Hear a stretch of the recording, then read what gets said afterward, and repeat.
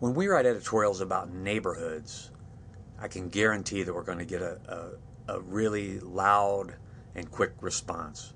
Such was the case with our editorial that was in today's paper, Wednesday's paper, about the Elm Heights neighborhood. We questioned in our editorial the amount of power and clout that the Elm Heights neighborhood has, in that it got the city to put up some delineators, they're called, some yellow sort of stakes in the street in Atwater that keep people who are going to be leaving the new parking garage on Atwater from driving into the Elm Heights neighborhood on Fess.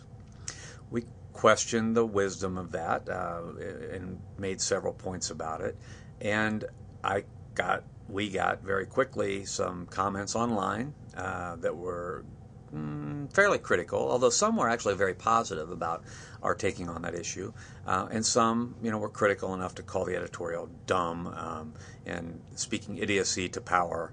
That was another line in one of the comments. We also have received about 5 letters to the editor already, all from the Elm Heights neighborhood, people in the Elm Heights neighborhood that are particularly upset with our editorial position. We know when we write about neighborhoods or about planning and zoning that's going to have an impact on a neighborhood that we're going to get a lot of commentary. But I think it is our role and our responsibility to speak about the issues that are of interest to folks in our community.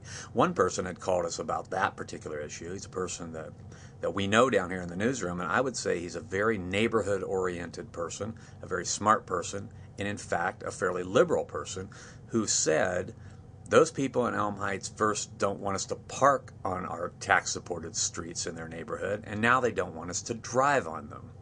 Well, that's sort of the impression that some people have about that neighborhood. We didn't say anything like that in the editorial. We weren't nearly so direct and so, well, I guess that's a little mean-spirited perhaps. But we did want to bring up the fact that neighborhood has been very successful in working with City Hall. That's not a bad thing. But what's the impact on the rest of the community? It was just an issue that we brought up. It got us lots of commentary, and I think that's a good thing. If people want to disagree with the positions that we take in our editorials, that's fine, and I can't wait to publish all the letters to the editor that are going to be coming in the near future.